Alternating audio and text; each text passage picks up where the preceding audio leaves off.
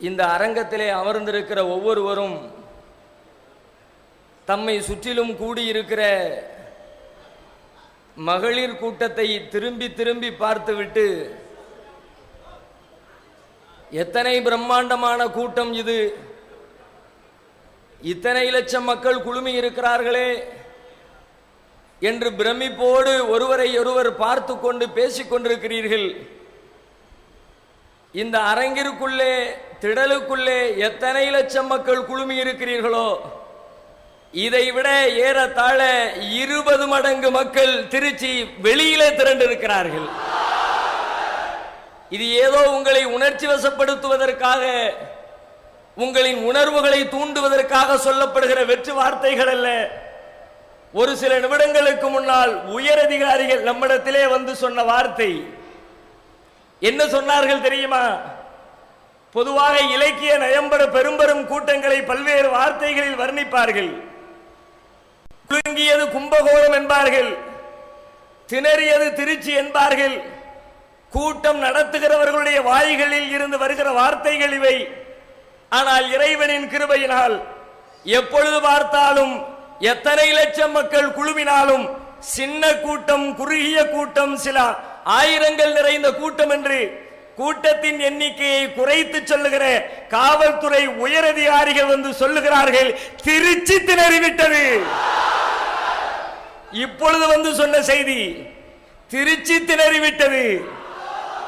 அனைத்து பகுதிகளிலும் உழவர் சந்தை மட்டுமல்ல, இதனுடைய வலதுபுறத்திலே இருக்கிற நீண்டு நெடிந்து செல்லுகிற எம்ஜிஆர் சிலை வரைக்கும் உண்டான அந்த நீண்ட ரோடு, இங்கிருந்து கரூர் பைபாஸ் வரை செல்லுகிற நீண்ட நெடிய ரோடு, அதனுடைய இடதுபுறத்திலும் வலதுபுறத்திலும் திரும்பி திரும்பி செல்லுகிற ஏறத்தாழ 25 தெருக்கள் இந்த மக்கள் கூட்டத்தால் நிரம்பி வருகிறது.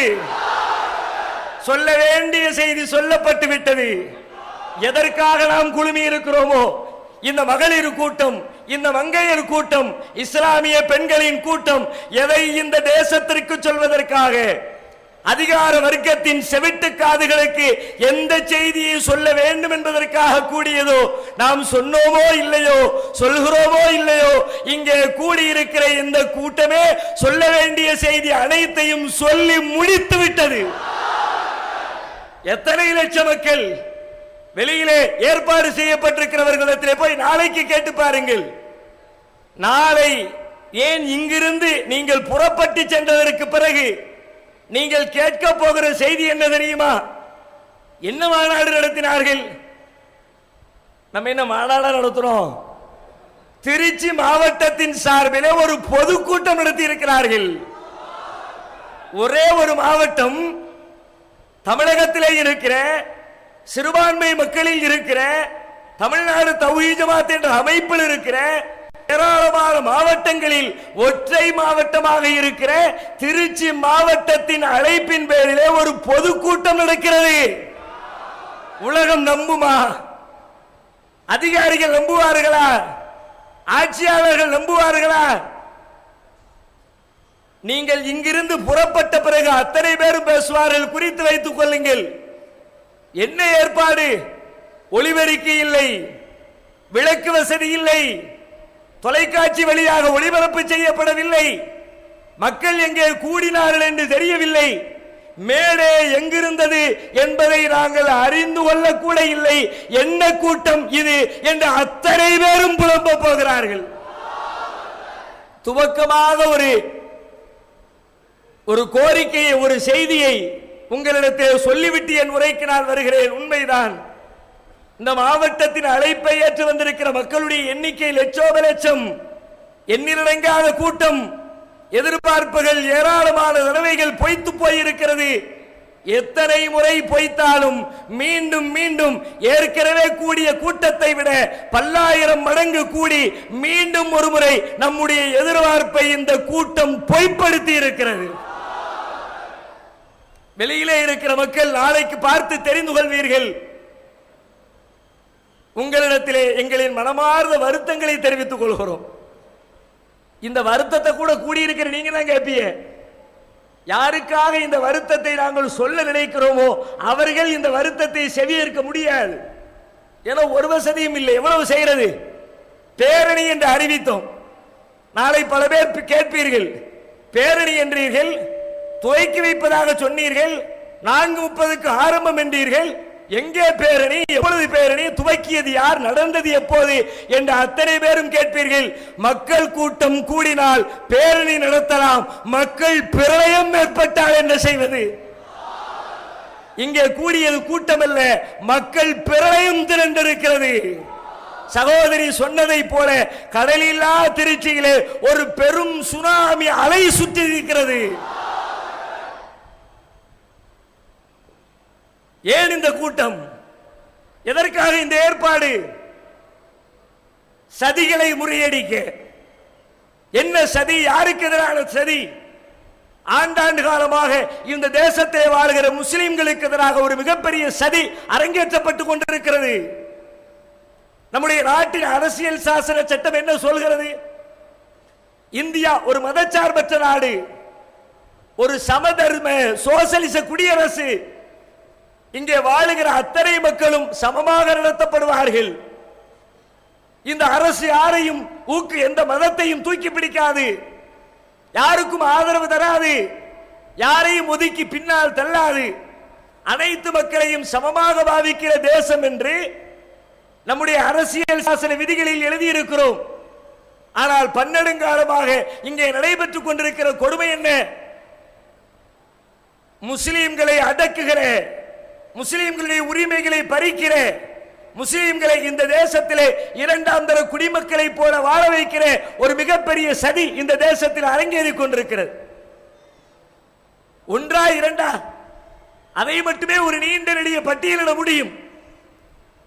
சின்னஞ்சிறிய செய்தியிலிருந்து பெண்ணம்பெரிய உரிமைகள் வரை முஸ்லிம்களுடைய எண்ணற்ற பல உரிமைகள் பறிக்கப்பட்டிருக்கிறது. உயிர்கள் பலியிடப்பட்டிருக்கிறது. பெண்களுடைய கற்புகள் சூறையாடப்பட்டிருக்கிறது. குழந்தைகள் வயிற்றிலிருந்து கீறி கிழித்து கொல்லப்பட்டிருக்கிறார்கள். எண்ணற்ற பல கொடுமைகள். அதிலும் குறிப்பாக மத்தியிலே பாரதிய ஜனதா கட்சி ஆட்சி பொறுப்பேற்ற நேரத்திலிருந்து இந்த நிமிடம் வரைக்கும் இந்த தேசத்தில் வாழ்கிற முஸ்லிம்களை குழி தோண்டி புதைத்து விட வேண்டும் என்ற திட்டத்தோடு, உரிமைகளை பறித்து விட வேண்டும் என்ற திட்டத்தோடு, நசுக்கி அழித்து விட வேண்டும் என்ற திட்டத்தோடு இத்தனை மாதங்களும் வெறிகொண்டு வேலை செய்கிறார்கள். பல்வேறு சதி திட்டங்களை தீட்டியிருக்கிறார்கள். ஆட்சி பொறுப்பை ஏற்ற முதல் நாளில் இருந்து வந்திருக்கிற பத்திரிகை செய்திகளை புரட்டி பாருங்கள். ஒவ்வொரு நாளும் ஒவ்வொரு செய்தி. செய்தியின் பின்னணி என்ன? எல்லாம் முஸ்லிம்களுக்கு எதிராக, சிறுபான்மையினுடைய உரிமைகளை பறிப்பதற்காக, அவர்களை நாட்டை விட்டு துரத்துவதற்காக எண்ணற்ற பல செய்திகளின் தொகுப்பாக நாட்டிலே ஆட்சி பொறுப்பை ஏற்ற நிமிடத்திலிருந்து இந்த நிமிடம் வரைக்கும் கங்கணம் கட்டி வேலை செய்து கொண்டிருக்கிறார்கள். பல்வேறு சதிகள் திட்டமிடுகிறார்கள். சொல்லிக் கொள்கிறோம், முஸ்லிம்களை அழிப்பதற்காக, இஸ்லாத்தை அழிப்பதற்காக எத்தனை திட்டங்களை நீங்கள் முயற்சித்தாலும், எத்தனை வேலைகளை கையில் எடுத்தாலும், இந்த இஸ்லாம் என்பது மனிதர்களால் உருவாக்கி மனிதர்களால் வழங்கப்பட்ட மார்க்கம் அல்ல. சர்வலோகங்களையும் படைத்தாளுகிற எல்லாம் வல்ல இறைவன் வழங்கிய மார்க்கம் இது. எத்தனை பெரிய கொம்பன் வந்தாலும் இந்த மார்க்கத்தையும் மார்க்கத்தை ஏற்றுக்கொண்டிருக்கிற மக்களையும் அழிக்கவே முடியாது. இது இன்று நேற்றல்ல, பன்னெடுங்காலமாக சொல்லப்படுகிற செய்தி. திருமறை குர்ஆன் சொல்லுகிறது, யுரீதுன லியுத்ஃபிஉ நூரல்லாஹி பிஅஃப்வாஹிஹிம். அவர்கள் தங்கள் வாய்களால் அல்லாஹ்வின் ஜோதியை ஊதி அணைக்க நினைக்கிறார்கள். வல்லாஹு முத்திம்மு நூரிஹி வலவ் கரிஹல் காஃபிரூன். இந்த காஃபிர்கள் வெறுத்தாலும் அவன் தனது ஜோதியை பூரணப்படுத்தியே தீருவான். ஒரு காலம் அழிக்க முடியாது. இதை அழிப்பதற்காக நீங்கள் செய்கிற வேலைகள் என்ன? துவக்கத்திலிருந்து பாருங்கள். எல்லா திட்டங்களையும் ஆட்சிக்கு வந்து புதிதிலே சொன்னார்கள். இந்த நாட்டிலே பகவத்கீதையை தேசிய நூலாக அறிவிக்க போகிறோம். பாராளுமன்றத்திலே விவாதம்.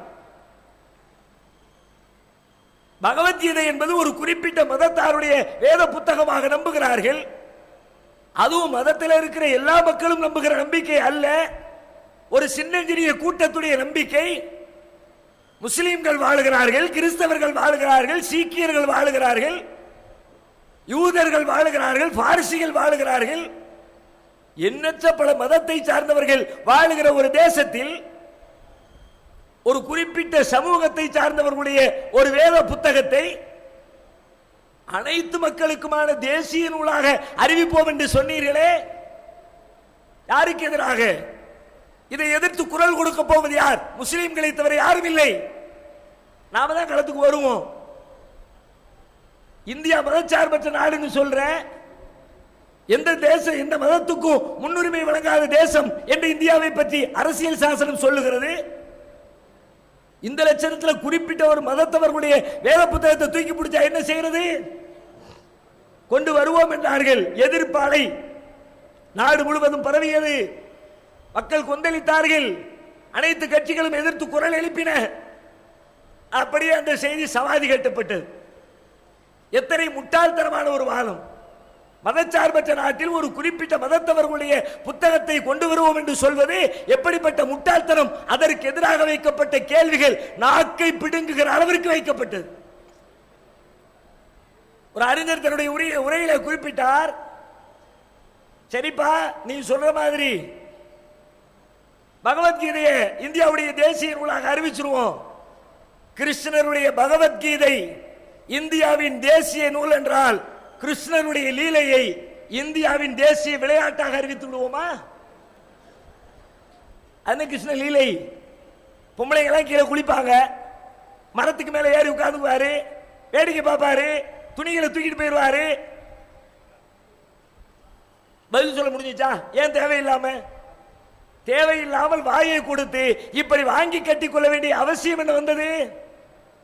அதிலே ஆரம்பித்த பிரச்சனை ஒவ்வொன்றாக எதை எடுத்தாலும் முஸ்லிம்களை நோக்கி அவருடைய வார்த்தைகள் நீளும்.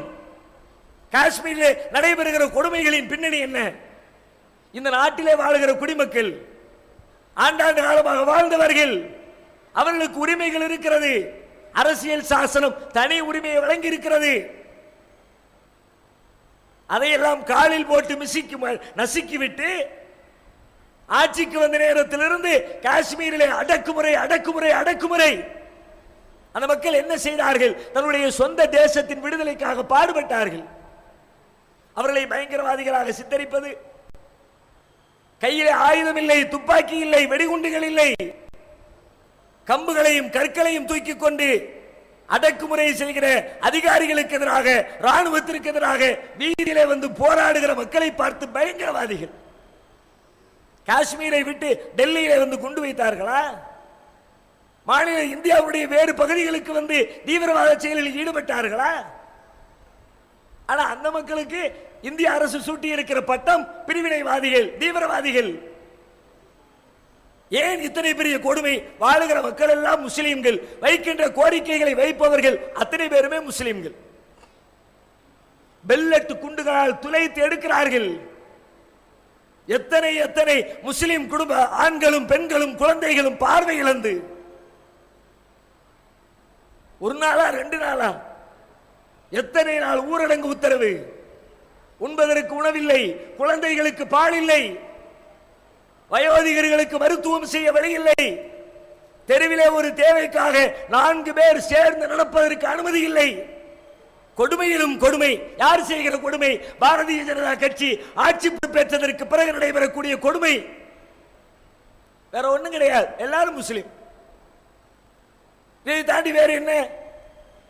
அதே இந்த முஸ்லிம்கள், பாரதிய ஜனதா இந்துத்துவ சக்திகள் நாடு முழுவதும் எப்படி இஸ்லாத்தை நோக்கி அலையலியாக மக்கள் வந்து கொண்டிருக்கிறார்களோ, அதை தடுப்பதற்கு கர்வாபசி என்ற பெயரில் கள்ளத்தனத்தில் ஈடுபடுகிறார்களோ, அதே போல நாங்களும் மதமாற்றத்திலே நீங்கள் சொல்வதை போல மதத்திற்கு மாறிவிடுகிறோம் என்று அறிவித்தால் நாளைக்கே எல்லா சலுகையும் கிடைக்கும், எல்லா வசதிகளும் கிடைக்கும், எல்லா உரிமைகளும் கிடைக்கும், அவர்கள் கேட்டது கிடைக்கும். ஏன் கிடைக்கல? இதுவரைக்கும் இருப்பவர்கள் முஸ்லிம்கள். விடக்கூடாது, அவனை நிம்மதி வாழ விடக்கூடாது. முஸ்லிம்களை அடுக்கணும், ஒடுக்கணும். காஷ்மீர் பள்ளத்தாக்கிலே நடைபெற்றுக் கொண்டிருக்கிற கொடுமைகளுடைய பின்னணி முஸ்லிம்கள் மீது இருக்கிற வெறுப்பை தவிர வேற ஒன்றும் இல்லை. காணாமல் போல குழந்தைகளை பற்றிய செய்தி எத்தனை எத்தனை, கைது செய்யப்பட்ட அழைத்து செல்லப்பட்ட கணவன்மார்களுடைய கொடுமை, இருக்கிறார்களா, செத்து போனார்களா, வருவார்களா, வரமாட்டார்களா, வேறு திருமணம் செய்யலாமா செய்யக்கூடாதா எதுவும் தெரியாமல் பாதி விதவைகள். காஷ்மீருடைய கொடுமையின் பின்னணியிலே முஸ்லிம் விரோத போக்கை மத்திய அரசு நடைமுறைப்படுத்துகிறது. அதே போல சகோதரிகள் குறிப்பிட்டதை போல கோமாதா பஞ்சாயத்து நாடு முழுவதும் பிரச்சனை கிளப்பி விட்டார்கள். பாய்மாரெல்லாம் மாட்டுக்கறி திங்கிறான், திங்கக்கூடாது, பசு எங்களுக்கு புனிதமானது, நாங்கள் கடவுளாக கும்பிடுகிறோம், வழிபடுகிறோம். எனவே பசுவதை தடை சட்டத்தை கொண்டு வர வேண்டும், பசுமாட்டை அறுக்கிறதுக்கு தடை விதிக்கணும், அதை ஏற்றுக்கொள்ள முடியாது என்று சொல்லி பசுவதை தடை சட்டத்தின் பெயரால் நாடு முழுக்க பஞ்சாயத்தை கிளப்பினார்கள். தன்னுடைய வீட்டிற்குள்ளே வீட்டின் குளிர்சாதன பெட்டியிலே இறைச்சி வைத்திருந்தார், அது பசுவனுடைய இறைச்சி தான் என்று பொய்யாக கதை கட்டிவிட்டு முகமது அக்லாக் என்ற பெரியவரை அடித்தே கொலை செய்தார்கள் கைவர்கள். கேட்டா பசு மேல நாங்க பக்தி வச்சிருக்கிறோம், பசுமாட்டை அவர் கொன்னுட்டாரு, பசுவை கொலை செய்யறது ஏற்றுக்கொள்ள மாட்டோம், அத்தனையும் நடிப்பு. கோமாதாவின் மீது இவர் வைத்திருப்பது பக்தியா அல்லது அரசியலா? பக்தியாக இருந்தால் நான் கேட்கிறேன், உண்மையிலே கோமாதாக்கள், பசுக்கள், உங்களுடைய அன்னையர்கள் நீங்கள் தாயாக தெய்வமாக வழிபடுவது உண்மை என்று சொன்னால் அந்த கோமாதாவை எதுக்கு ரோட்ல அலைய விட்டுருக்க? திருச்சியில போய் பாரு, நாளை காலையில போய் பாரு, இப்பவே போய் பாரு. காந்தி மார்க்கெட், பெரிய காய்கறி மார்க்கெட், காலங்காத்தால போய் பாரு, தெரியும் எத்தனை கோமாதாக்கள் தெருக்களில் சிந்தி கிடக்கிற காய்கறிகளை தின்று கொண்டிருக்கிறார்கள். உங்க அம்மா தானே அது? நீ மட்டும் நல்ல வக்கணையா வடை பாயாசத்தோட 18 வகை அவியலு பொரியலு கூட்டுன்னு சொல்லி வச்சு வயிறு முட்டை திங்கிறிய, உங்க அம்மாவை ரோட்ல பிச்சை எடுக்க விட்டுருக்கிறிய, கேவலமா இல்ல உனக்கு? நீ அழகா சொகுசா வீடு கட்டி வீட்டுக்குள்ள ஃபேனு போட்டு, ஃபேனு பத்தாது ஏசி போட்டு, உள்ள சத்தம் வராத டிஸ்டர்ப் இல்லாம நிம்மதியா பெட்ல படுத்து தூங்குறிய, உங்க அம்மாவை ரோட்ல விட்டுருக்கிறிய. அடே, அம்மா மேல பாசம் இருந்துச்சுன்னா உங்க அம்மாவுக்கு ஏசி போடு, நீ ரோட்டுக்கு போ. போவியா நீ?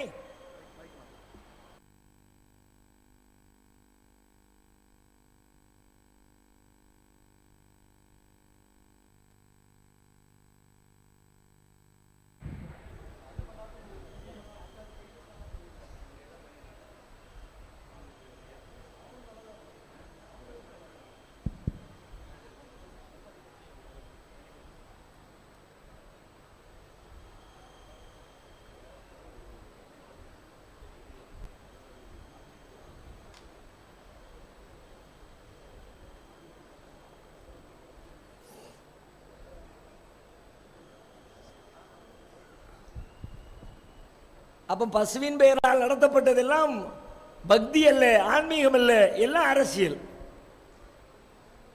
அதை மட்டுமே பேசுனா வண்டி வண்டியா ஓட்டலாம். நீ எத்தனை ஊர்ல கோசாலை வச்சிருக்கிற, அந்த கோசாலைக்கு எத்தனை வாட்டை பத்திட்டு போன, அதை பின்னாடி பாய்மாருக்கு கசாப்பு கடைக்கு எத்தனை பேருக்கு வித்தாத, எல்லாம் பட்டியல் போடுவா? இந்த சமீபத்திலே ஜெய்ப்பூரிலே 500 மாடுகள் கோசாலையிலே செத்து போனார்கள் என்று செய்தி வந்தது. கோசாலைக்கு அனுப்பப்பட்ட மாடுகளிலே பல்லாயிரக்கணக்கான மாடுகள் காணாமல் போய்விட்டதாக செய்தி வந்ததே. எங்கப்பா போச்சு உங்க அம்மா? பாதுகாக்க வேண்டியவன் பாதுகாத்தாயா? ஒரு பாய் மாட்டுக்கறி சாப்பிடுகிறான், பசி இறைச்சி சாப்பிட்டு விட்டான் என்பதற்காக நாடு முழுவதும் பெரும் பெரும் போராட்டங்களை, பெரிய பெரிய வன்முறைகளை கட்டவிழ்த்து விட்டீர்களே. ஒரே ஒரு வரலாற்று செய்தியை நினைவுபடுத்துகிறேன். 1966 இவருடைய கோமாதா பக்தி எந்த அளவுக்கு இருக்கிறது என்பதற்கான ஒரு அற்புதமான வரலாற்று செய்தி. 1966 நவம்பர் 7, அது ஒரு முக்கியமான வரலாற்று நினைவு கூற வேண்டிய ஒரு நாள். என்ன நாள்? டெல்லியிலே கோரக்ஷன் மகா சமிதி என்ற பெயரில் இயங்குகிற பசுக்களை பாதுகாக்கிற ஒரு பெரிய அமைப்பு பெரும் வன்முறை போராட்டத்திலே ஈடுபட்டது. 1966 நவம்பர் 7 அதுல இன்னொரு செய்தி நடந்துச்சு. அன்றைக்கு தான் தமிழகத்தினுடைய முதலமைச்சராக இருந்த காமராஜரை டெல்லியிலே இந்த பாரதிய ஜனதா கட்சி அந்த இயக்கத்தை சார்ந்த RSS இயக்கத்தை சார்ந்தவர்கள் காமராஜரை கொலை செய்ய முயற்சித்து அவர் தப்பித்ததும் நவம்பர் 7, 1966. பசு பாதுகாப்பு பசுவதையை தடை செய் என்று சொல்லி டெல்லியில ஒரு மிகப்பெரிய போராட்டம், அது வன்முறையிலே முடிகிறது. கடைகள் சூறையாடப்படுகிறது, முஸ்லிம்களுடைய வீடுகள் தீ வைத்து கொளுத்தப்படுகிறது, முஸ்லிம்கள் பல பேர் காயப்படுத்தப்படுகிறார்கள். போராட்டம் வெடித்து மக்கள் மத்தியில் ஒரு கொந்தளிப்பு ஏற்படுகிறது. பசுவதையை தடை செய்ய வேண்டும் என்ற கோரிக்கை வலுக்கிறது. ஒரு நாள் போராட்டம் முடிஞ்சிருச்சு. அடுத்து ஒரு 13 நாள் இடைவெளி. நவம்பர் 20 பசுவதை தடை சட்டத்திற்கு மக்களிடத்தில் இருக்கிற ஆதரவை தெரிந்து கொண்ட 2 பார்ப்பன சமூகத்தை சார்ந்த மிகப்பெரிய சாமியார்களாக அன்றைக்கு வலம் வந்து இந்தியா முழுவதிலும் அறிமுகமாகி இருந்த 2 சாமியார்கள் சாகும் வரை உண்ணாவிரதம் என்பதை அறிவிக்கிறார்கள். பூரி சங்கராச்சாரியார் என்பவர் ஒருவர், பிரபுதத்து என்று சொல்லப்படுகிற இன்னொரு சாமியார், 2 சாமியாரும் சேர்ந்து கொண்டு பசுவதை தடை சட்டத்தை அமல்படுத்தவில்லை என்றால் நாங்கள் உண்ணாவிரதம் இருந்து எங்கள் உயிரை விடுவோம் என்று நவம்பர் 20 அறிவித்து சாகும் வரை உண்ணாவிரதத்தை ஆரம்பிக்கிறார்கள். ஒரு நாள் ஆகுது, 2 நாள் ஆகுது, 3 நாள் ஆகுது, 4 நாள் ஆகுது. கோரக்ஷன் மகா சமிதி கூடுகிறது. நம்முடைய 2 சாமியார்கள் உண்ணாவிரதம் இருக்கிறார்கள். நாட்டிலே இது எழுச்சி ஏற்படுத்தி இருக்கிறது. எங்கு பார்த்தாலும் இந்த விவாதம் கிளப்பி விடப்பட்டிருக்கிறது. இது சூடு பிடிக்க வேண்டும் என்று சொன்னால் நாம் ஒரு காரியத்தை செய்ய வேண்டும். என்ன செய்ய வேண்டும்? 2 சாமியார்களை பலி கொடுக்க வேண்டும். அவனோட 2 பேரும் செத்து போகட்டும். அவர்கள் உண்ணாவிரதம் இருந்து செத்து விட்டால் நம்முடைய கோரிக்கை வலுப்பெறும். ஒரு மிகப்பெரிய வன்முறையை இந்தியாவிலே உருவாக்கி விடலாம் என்று கோரக்ஷன் மகா சமிதியினுடைய உயர்நிலை குழு கூடி திட்டம் தீட்டுகிறது. இந்த திட்டம் தீட்டிய செய்தி பூரி சங்கராச்சாரியாருக்கும் பிரபுதத்து சாமியாருக்கும் செய்தி கிடைக்கிறது. ஐயா, உங்க 2 பேரையும் காலி பண்றதுக்கு முயற்சி எடுத்துட்டானுவ, நீங்க போய் சேர்ந்தா பரவாயில்லை திட்டம் தீட்டிட்டாங்க என்ற செய்தி 2 சாமியாரின் காதுக்கு வருகிறது. அடுத்த நிமிடமே 2 பேரும் பத்திரிகையாளர்களை அழைத்து சொல்லுகிறார்கள், இப்பொழுது நிலைமை சீராகிவிட்ட காரணத்தினால் நாங்கள் எங்கள் போராட்டத்தை வாபஸ் பெறுகிறோம். எதுக்கு போராட்டம்?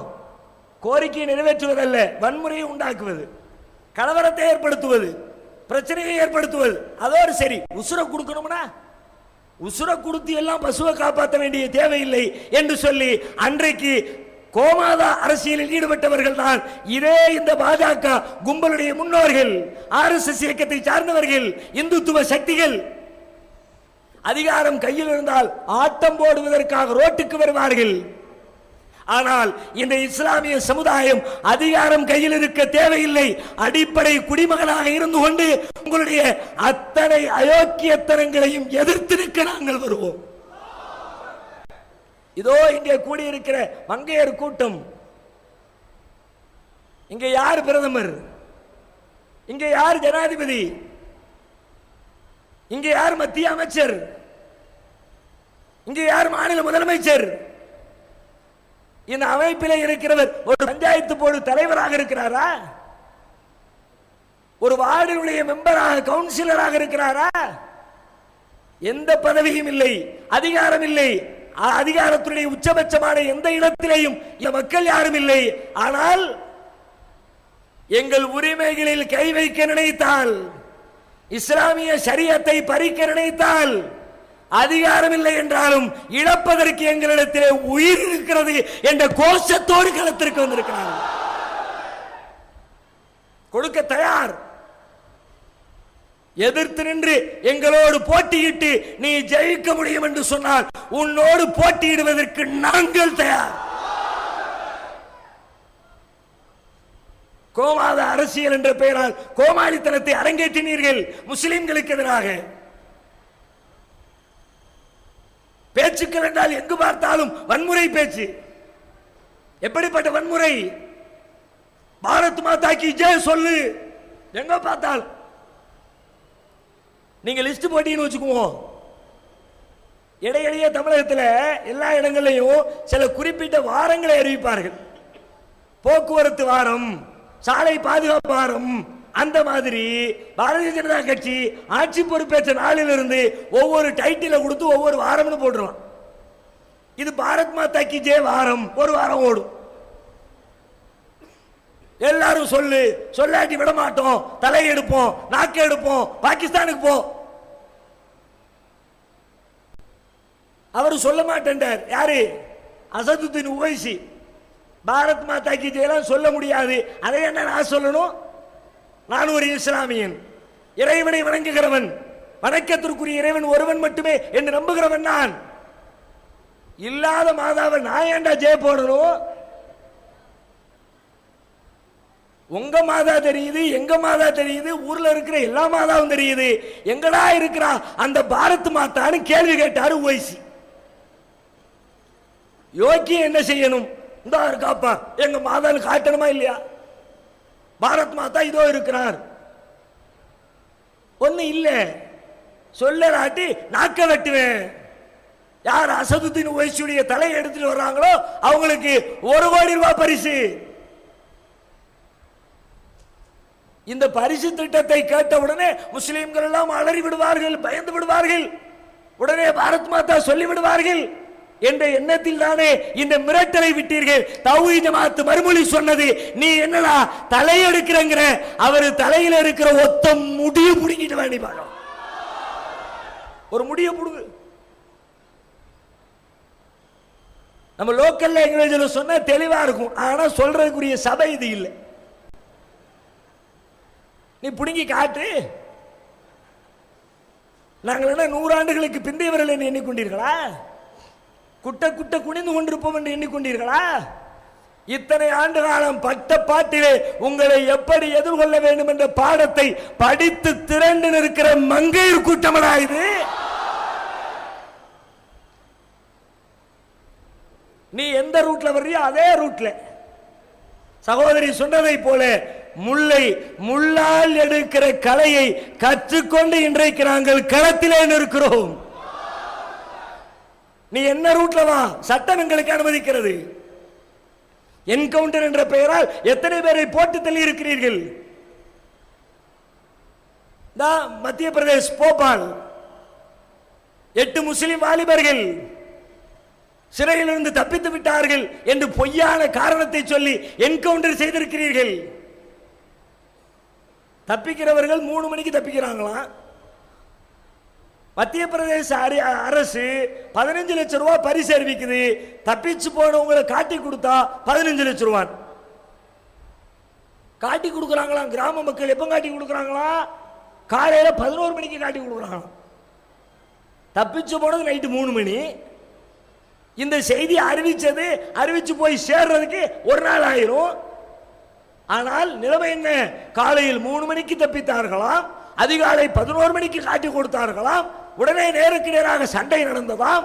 வீரதீர சாகசங்களை செய்தார்களாம். அவர்கள் துப்பாக்கியால் சுட்டார்களாம், இவர்களும் பதிலுக்கு சுட்டார்களாம். சுட்டு அவர்களுடைய வேலையை சோழியை முடித்தார்கள் என்று கதை கட்டுகிறீர்களே. ஏன் பூ சுத்துறதுக்கு ஒரு அளவில்லையா? ஐஜி சொல்றாரு, அவர்கள் சுட்டார்கள், நாங்கள் பதிலுக்கு சுட்டோம், அதுல என்கவுண்டர்ல காலி ஆயிட்டாங்க. சரி, ஓகே. நீ சுட்ட துப்பாக்கி அவன் மேல பாஞ்சி எந்த அளவுக்கு? அத்தனை பேரையும் ஒருவர் விடாமல் காலி செய்கிற அளவிற்கு உன்னுடைய துப்பாக்கியால் சுட முடியும் என்று சொன்னால், அவன் வைத்திருக்கிற துப்பாக்கி மட்டும் உங்களில் ஒரே ஒருவருடைய நெஞ்சை கூட பதம் பார்க்கவில்லையே. உன் துப்பாக்கி எல்லாம் அவன் நெஞ்சை பார்த்து குறி வச்சு சுடுமா? அவனுடைய தலையை குறி பார்த்து சுடுமாம், அவனுடைய வயிற்றை குறி பார்த்து சுடுமாம். ஆனால் அவர்கள் சுடுகிற துப்பாக்கியால் உங்களில் ஒருவருடைய கையிலோ காலிலோ கழுத்திலோ நெஞ்சிலோ மார்பிலோ காயம் ஏற்படவில்லை என்று சொன்னால், வேண்டுமென்று பிஜேபி அரசுடைய திட்டமிட்ட சதி. துப்பாக்கியால் சுட்டார் என்று ஐஜி சொல்லுகிறார். தீவிரவாத தடுப்பு பிரிவினுடைய தலைவர் சஞ்சய் சொல்லுகிறார், அவர்களிடத்திலே எந்த ஆயுதத்தையும் நாங்கள் கைப்பற்றவில்லை. ஒரு ஆயுதமும் இல்லைன்னு ஒரு தலைவர் சொன்னார், ஒரு அதிகாரி சொன்னாரு, துப்பாக்கியால் சுட்டார். இன்னொரு அதிகாரி யாரு சொல்றது நம்புறது? நாங்க உள்துறை அமைச்சர் சொல்லுகிறார், அவர்களிடத்தில் இருந்து 4 பயங்கர ஆயுதங்களை கைப்பற்றி இருக்கிறோம். அதில் ஒரு ஆயுதத்துடைய பேரையும் சொல்றார், நல்ல குறிச்சுக்குங்க, ஸ்பூனுடன் சேர்த்து 4 பயங்கர ஆயுதங்கள்.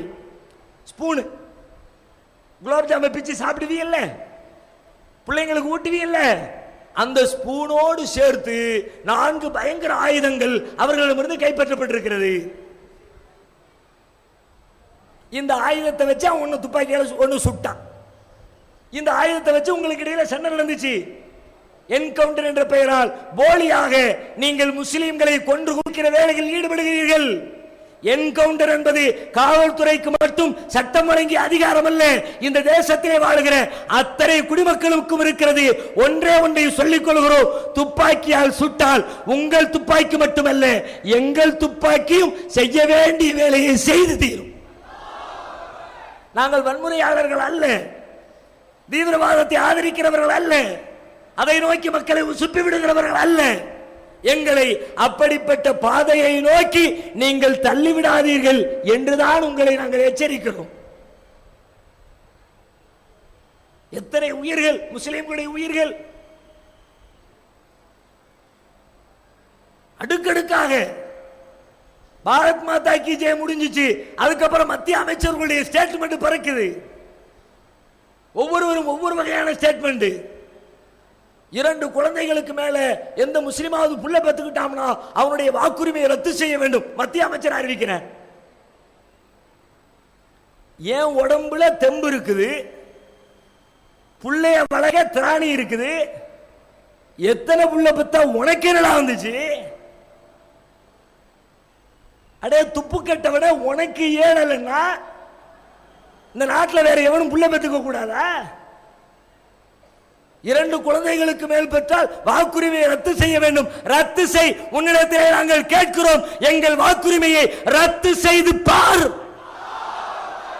அடுத்த கணத்திலே இந்த தேசம் எப்படி கொந்தளிக்கிறது என்பதை தௌஹீத் ஜமாத் புரிய வைக்கும்.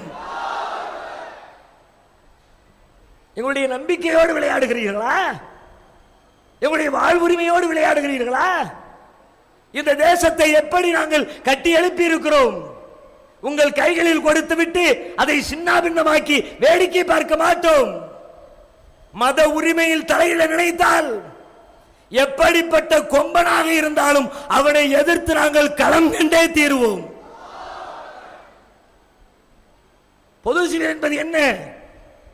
எங்கள் மார்க்கப்படி, எங்கள் மதப்படி, எங்கள் நம்பிக்கைப்படி எங்கள் திருமணத்தை, எங்கள் விவாகரத்தை, எங்கள் சொத்துக்களை நாங்கள் பங்கிட்டுக் கொள்வதற்கான சட்டம் எங்களுக்கான தனியார் சட்டம். அதை பறிப்பதற்கு பொது சிவில் சட்டமா? மத உரிமையில் கை வைப்பீர்களா? வரலாற்று செய்தி ஒன்றை சொல்லுகிறேன். ஏறத்தாழ 250-300 ஆண்டு காலம் இந்த தேசத்திலே ஆங்கிலேயர்கள் ஆட்சி செய்தார்கள். ஆங்கிலேய ஆட்சி என்பது எப்படிப்பட்ட ஆட்சி?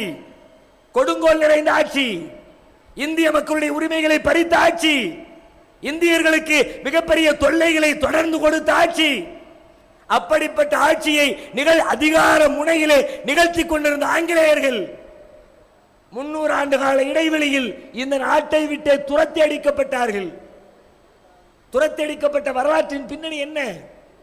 எங்கே துவங்கியது? இந்த தேசத்துடைய முதல் இந்திய சுதந்திர போர் எப்பொழுது துவங்கியது? பள்ளிக்கூட பாட புத்தகத்தில் எழுதி வைத்திருக்கிறீர்கள், வரலாற்றிலே சொல்லிக் கொடுக்கிறீர்கள். 1857 இந்தியாவுடைய முதல் இந்திய சுதந்திர போர், ஆங்கிலேயரை ஓட ஓட விரட்டிய போர். இந்த தேசம் தேவையில்லை என்று எண்ணுகிற அளவிற்கு அவர்களை நாரடித்த போர், முதல் இந்திய சுதந்திர போர். எப்படி ஆரம்பித்தது? முஸ்லிம்களுடைய மதத்தை தீண்டினார்கள், போராட்டம் வெடித்தது. இங்கிலாந்தில் என்ஃபீல்டு ஒரு இடம் இருக்கிறது. அந்த இடத்திலே புதிய ரக துப்பாக்கிகளை தயாரிக்கிறார்கள். அந்த புதிய துப்பாக்கிகளை இந்தியாவில் இருக்கிற ராணுவ வீரர்களுக்கு கொடுத்து இதை பயன்படுத்துங்கள் என்று ஆங்கிலேய அரசு சொல்கிறது. அந்த துப்பாக்கியுடைய மெத்தேட் என்னன்னு கேட்டா, அதிலே பொருத்துகிற குண்டுகளை வாயால் கடித்து இழுத்து தோட்டாக்களை அதிலே பொருத்த வேண்டும். இப்போ அதை இழுக்கிற இடத்திலே பன்றி கொழுப்பை தடவி இருக்கிறது ஆங்கிலேய அரசு. அந்த கொழுப்பை தடவுனா தான் வலுவழுப்பாக குண்டு வேகமாக பாய்ந்து செல்லும். முஸ்லிம் சிப்பாய்கள் சொல்லுகிறார்கள், பன்றி கொழுப்பு எங்களுக்கு ஹராம், நாங்கள் வாயில் வைக்க மாட்டோம், அதை நாக்கால் ருசித்து பார்க்க மாட்டோம், எனவே இந்த துப்பாக்கி நாங்கள் தொடமாட்டோம் என்று சொல்லுகிறார்கள். இல்லை இல்லை, இந்த துப்பாக்கியை சுட்டு தான் ஆகணும், பயன்படுத்தி தான் ஆகணும் ஆங்கிலேய அரசு சொல்கிறது. இவர்கள் மறுக்கிறார்கள், அவர்கள் கட்டாயப்படுத்துகிறார்கள். கடைசியிலே யார் பயன்படுத்த மாட்டோம் என்கிறார்களோ அந்த முஸ்லிம்களை எல்லாம் சிறையிலே அடைக்கிறது ஆங்கிலேய அரசு. இப்பொழுது பாருங்கள், கோபம் கொந்தளிக்கிறது. வெளியிலே இருக்கிற முஸ்லிம் சிப்பாய்களும் முஸ்லிம் அல்லாத சிப்பாய்களும் கைகோர்க்கிறார்கள். முஸ்லிம்களுடைய மத நம்பிக்கையோடு ஆங்கிலேய அரசு விளையாடுகிறது. இப்படிப்பட்ட அரசு நம்முடைய தேசத்திற்கு தேவையில்லை, அவர்களை அவருடைய சொந்த நாட்டிற்கு அனுப்பி வைப்போம் என்று சொல்லி களத்தில் இறங்குகிறார்கள். ஆங்கிலேயர்களை விரட்டி அடிக்கிறார்கள். நாடு முழுவதும் தீப்பற்றி எரிகிறது. மீரட்டிலே புறப்பட்ட சிப்பாய் புரட்சி அலகாபாத், ரோஹில்கண்டு, டெல்லி, எக்கச்சக்கமான ஊர்களில் பரவி ஏறத்தாழ 4 மாதங்களும் 10 நாட்களும் ஆங்கிலேயர்களை அல்லோலப்படுத்தியது. ஒரு நாள் 2 நாள் இல்லை. அப்பொழுது ஆரம்பித்த அந்த போர் தான் வளர்ந்து வளர்ந்து வளர்ந்து வளர்ந்து 1947 ஆங்கிலேயர்கள் தங்கள் மூட்டை முடிச்சுகளோடு தங்கள் தேசத்திற்கு அவர்களை ஓட வைத்தது வரலாறு. முஸ்லிம்களுடைய மத நம்பிக்கையில் தலையிட்டார்கள். விளைவு என்ன? ஆங்கிலேய அரசோடு ஒப்பிடுகிற பொழுது, அதனுடைய அதிகாரத்தோடு ஒப்பிடுகிற பொழுது, அதனுடைய ராணுவ பலத்தோடு ஒப்பிடுகிற பொழுது இன்றைக்கு இருக்கிற மத்திய அரசு சுண்டைக்காய்க்கு சமானம். அப்படிப்பட்ட ஆங்கிலேயர்களை எதிர்த்து விரட்டிய சமூகம் இந்த இந்துத்துவ சக்திகளை, பாரதிய ஜனதா கட்சியை, அதன் தலைமை பீடத்தில் இருப்பவர்களை அத்தனை பேரையும் மூட்டை முடிச்சுகளோடு வீட்டுக்கு அனுப்புவதற்கு அதிக நாட்கள் பிடிக்காது. அந்த முதல் இந்திய சுதந்திர போரில் எத்தனை உயிர்களை பலி கொடுத்தோம். போர் என்று வந்துவிட்டால் அதில் எங்களுக்கு பயம் இல்லை, துக்கம் இல்லை, கவலை இல்லை. முதல் இந்திய சுதந்திர போரில் மட்டும் ஏறத்தாழ 27,000 முஸ்லிம்கள் தூக்கிலே ஏற்றி கொல்லப்பட்டார்கள். ஒருத்தர் 2 பேர் இல்லை, 27,000 பேர். இந்த நாட்டில் வேற யாருக்கா இப்படி ஒரு வரலாறு உண்டா? இப்படி ஒரு வரலாற்று செய்தி, வரலாற்று பின்னணி உண்டா? ஒருவர் கொல்லப்பட்டார், 2 பேர் கொல்லப்பட்டார், தூக்கிலே தொங்கவிடப்பட்டார், செக்கிழுத்தார் என்றெல்லாம் பேசுகிறீர்களே. ஒரே ஒரு சமுதாயம், சின்னஞ்சிறிய சமுதாயம், சிறுபான்மை சமுதாயம், ஒற்றை சமுதாயம் ஒரே போராட்டத்தில் 27,000 முஸ்லிம்களை தூக்கு கயிற்றிலே பலி கொடுத்ததே. தளர்ந்து போனோமா? இத்தனை பேரை கொண்டு விட்டானே பயந்தோமா? பலவீனப்பட்டோமா? பின்வாங்கினோமா? 27,000 என்ன, இந்த தேசத்திலே இருக்கிற அத்தனை முஸ்லிம்களின் உயிரையும் நீ பறித்தாலும் சரி, கடைசியாக ஒரே ஒரு இஸ்லாமியன் இந்த தேசத்தில் உயிரோடு வாழுகிறவரை உன்னை எதிர்த்து கொண்டே இருப்பார் என்று பாடம் கற்பிக்கவில்லையா? அப்படிப்பட்ட சமூகத்தோடு நீங்கள் விளையாட வந்திருக்கிறீர்கள். ஆட்சி பொறுப்பை ஏற்ற நாளிலிருந்து, ஏன்னா மைசூர்ல இருந்திருக்கிறாரு, மைசூருடைய வளர்ச்சிக்காக வேண்டி திப்பு சுல்தான் நிறைய பாடுபட்டு இருக்கிறாரு, நாட்டுடைய விடுதலைக்காக வேண்டி போராடி இருக்கிறாரு. எனவே ஒவ்வொரு ஆண்டும் அவருடைய பிறந்த தினத்திலே மிகப்பெரிய கொண்டாட்டங்களை அந்த மாநில அரசு நடத்துகிறது. இப்ப இந்துத்துவ கூட்டம் என்ன சொல்லுது? திப்பு சுல்தானுக்காக இது மாதிரியான காரியத்தை செய்யக்கூடாது, ஏன்னா அவர் ஒரு முஸ்லிமா, முஸ்லிமுடைய தியாகம் வெளியே வரக்கூடாதாம். நீதிமன்றத்தில் வழக்கு தொடுக்கிறார்கள், இதை தடை செய்ய வேண்டும் என்று சொல்லி. நீதிபதி என்ன சொல்கிறார் தெரியுமா? வழக்கு விசாரணையிலே திப்பு சுல்தான் என்ன சுதந்திர போராட்ட வீரரா? அவர் ஒரு மன்னர். அவர் என்ன ஆங்கிலேயர்களை எதிர்த்து சுதந்திர போராட்டம் நடத்தினார், தன்னுடைய தேசத்தை காப்பதற்காக வேண்டி ஆங்கிலேயர்களோடு சண்டையிட்டார். இவரை எப்படி நீங்கள் சுதந்திர போராட்ட வீரர் என்று சொல்லலாம்? நீதிமன்றம் கேட்கிறது. எல்லா இடங்களிலேயும் காவி சிந்தனையுடையவர்கள் நிறைந்து விட்டார்கள். நீதிமன்றத்திலே நீதிபதி கேட்கிறார், திப்பு சுல்தான் என்ன மன்னர் தானே, அவர் என்ன சுதந்திர போராட்ட வீரரா என்று கேட்கிறார். இப்படிப்பட்ட கூமுட்டைகள் எல்லாம் இந்த தேசத்திலே நீதி சொல்ல வந்தால் நம்ம நாட்டுடைய நிலைமையை என்னதான் சொல்வது? ஏன் மன்னனா இருக்கிறவன் சுதந்திர போராட்ட வீரனா இருக்க கூடாதா? ஒரு நீதிபதியா இருக்கிறவன் கூமுட்டையா இருக்கலாம் என்று சொன்னால், ஒரு மன்னனாக இருக்கிறவன் ஏன் சுதந்திர போராட்ட வீரராக இருக்க முடியாது? அவனுடைய வரலாறு கற்பனையா? அவருடைய கற்காலத்திலே வாழ்ந்தவனா? 15 லட்சம் ஆண்டுகளுக்கு முன்னால், 20 லட்சம் ஆண்டுகளுக்கு முன்னால் என்று கதை சொல்வீர்களே, அதே போல வாழ்ந்தவனா? 100 ஆண்டுகளுக்கு முன்னால், 150 ஆண்டுகளுக்கு முன்னால் வாழ்ந்து சென்ற ஒரு மன்னன். அவனை போன்று இந்த தேசத்திலே ஆங்கிலேயர்களின் கண்களில் விரலை விட்டு ஆட்டியவன் யார்? ஆங்கிலேயருடைய நவீன ஆயுதங்களை எதிர்கொள்கிற வகையில் முதலாக இந்திய விடுதலை போரிலே ஏவுகணை திட்டத்தை தயாரித்தவர் திப்பு சுல்தானுடைய தந்தை ஹைதர் அலி. அதை பயன்படுத்தியவர் முதல் வீரர் திப்பு சுல்தான்.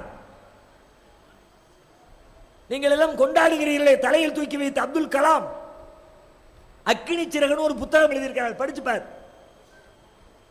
உங்களுக்கு தோதுவான ஆள் தானே, நாங்க சொன்னா கேட்க மாட்டேன். கலாமையர் மாதிரி ஆட்கள் சொன்ன கேட்பீங்க.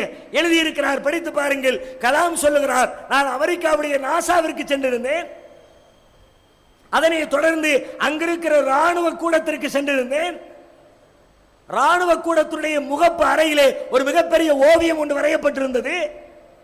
அங்கே ஒரு ராணுவ வீரர் இருக்கிறார், பின்னால் சில சிப்பாய்கள் இருக்கிறார்கள். அந்த வீரர் பீரங்கியை பயன்படுத்தி கொண்டிருக்கிறார். அற்புதமான காட்சி. அதை பார்த்து ரசித்துக் கொண்டே வந்தேன். அதனுடைய கடைசியிலே எழுதியிருந்தார்கள், இந்தியாவிலே ஆங்கிலேயர்களை எதிர்த்து போரிட்டு முதலாக பீரங்கி என்ற ஏவுகணை திட்டத்தை இந்தியாவில் அறிமுகப்படுத்திய மன்னன் திப்பு சுல்தான் என்று அதனுடைய கீழ்வரியிலே எழுதியிருந்தார்கள். சொல்றது தௌஹீத் ஜமாத் இல்ல, அப்துல் கலாம் சொல்றார்.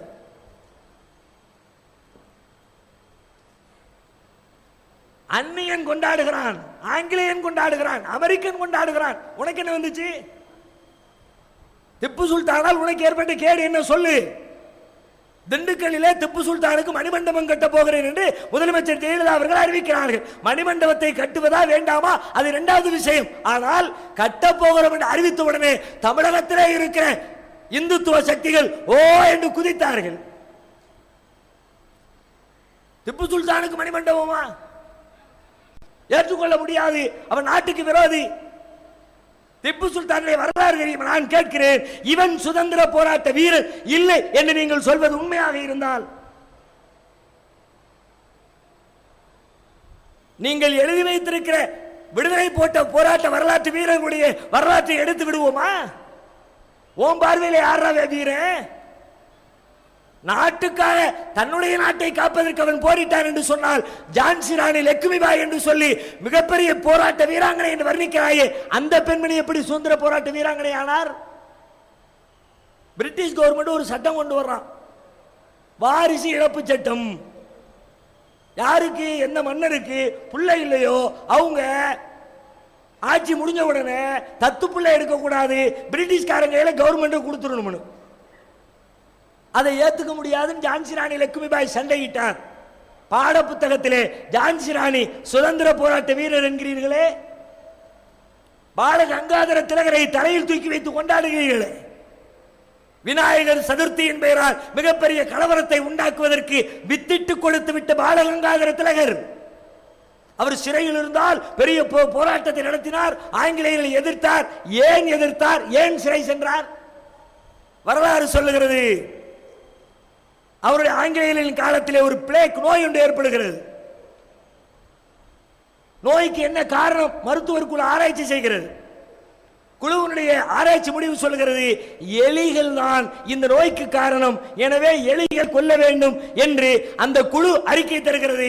ஆங்கிலேய அரசு எலிகளை கொல்வதற்கு திட்டம் தீட்டுகிறது. அப்ப வர்றாரு திலகர் சீனுக்கு, எலிகளை கொல்லாத, அடே மனுஷனை கொல்லுறான், இந்திய குடிமக்களை கொத்து கொத்தா கொண்டுகிட்டு இருக்கிறான், பிளேக் நோயினால இத்தனை பேர் செத்துக்கிட்டு இருக்கிறாங்க, நீ என்னடா எலியை கொல்லக்கூடாதுங்கிற? எலி என்பது எங்கள் தெய்வமாகி விநாயகருடைய வாகனம், எனவே எலிகளை கொல்லாது. பிரிட்டிஷ்காரன் சொல்லி பார்த்தான், இந்த ஆளு கேட்கல, தூக்கி உள்ள தூக்கி போட்டான். சுதந்திர போராட்ட வீரர்.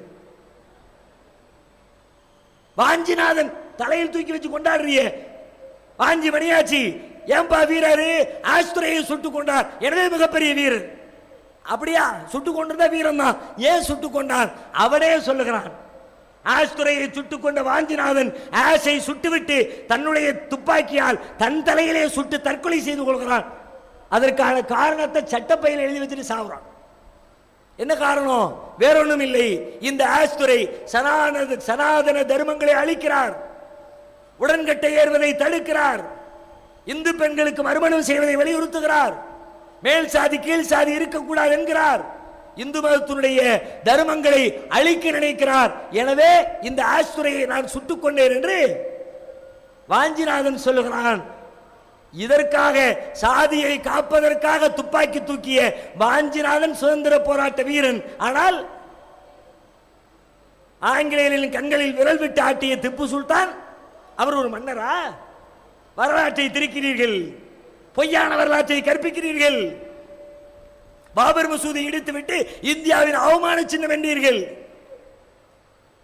முகலாய மன்னர் கட்டினாரு, அதனால அவமான சின்னம். சரிப்பா, பாபர் மசூதி இந்தியாவின் அவமான சின்னம் என்று சொன்னால் சுதந்திர தினத்திலும் குடியரசு தினத்திலும் பிரதமர் மோடி நின்று கொண்டு செங்கோட்டையிலே கொடியேற்றுகிறாரு. அந்த செங்கோட்டையை கட்டியது யார்? அதுவெல்லாம் அவமான சின்னமாக இல்லையா? முஸ்லிம்களை பற்றி தப்பான சித்திரம் இதுதானே. இப்படி இவர்கள் ஆட்சி பொறுப்பை ஏற்ற நாளிலிருந்து இன்றைக்கு வரைக்கும் செய்திருக்கிற கொடுமைகளை, முஸ்லிம்களுக்கு எதிராக நடந்து கொண்டிருக்கிற வேலைகளை தொகுத்து பார்த்தால் ஒரு மிகப்பெரிய சதி அரங்கேறி கொண்டிருக்கிறது. ஆனால் இதுவரை பொறுத்தோம், எத்தனையோ கொடுமைகள் செய்தார்கள், பொறுத்தோம், இனிமேல் பொறுக்க முடியாது என்று சொல்லி ஆண்கள் அல்ல, ஆண்களை விட ஒருபடி மிஞ்சி மங்கையர்களாகிய நீங்கள் திரண்டிருக்கிறீர்கள். இன்றைக்கு எழுந்திருக்கிற இந்த தீபம், இன்றைக்கு எழுந்திருக்கிற இந்த சுடர், இன்றைக்கு எழுந்திருக்கிற இந்த தீப்பொறி இன்ஷா அல்லாஹ் இந்துத்துவ சக்திகளை நெருப்பிலிட்டு பொசுக்கிற மிகப்பெரிய தீபமாக உருவெடுக்க வேண்டும். அவர்கள் எந்த வழியில் வருகிறார்களோ அதே வழியிலே அவர்களை எதிர்கொள்வதற்கு நாம் தயாராக இருக்க வேண்டும். அவர்கள் சதிச்செயலில் ஈடுபட்டு நம்மை அழிக்க நினைத்தால் களத்திற்கு வந்து நேருக்கு நேராக போராடி அவர்களை வீழ்த்துகிற சமூகமாக முஸ்லிம்கள் மாற வேண்டும். அல்லாஹ் ரப்பல் ஆலமீன் அப்படிப்பட்ட வீறு கொண்டு எழுகிற நன்மக்களாக நம் அனைவரையும் ஆக்கி அருள் புரிவானாக. வாஹிரு தஅவானா அல்ஹம்துலில்லாஹி ரப்பில் ஆலமீன். அஸ்ஸலாமு அலைக்கும் வரஹ்மத்துல்லாஹி வபரகாத்துஹு.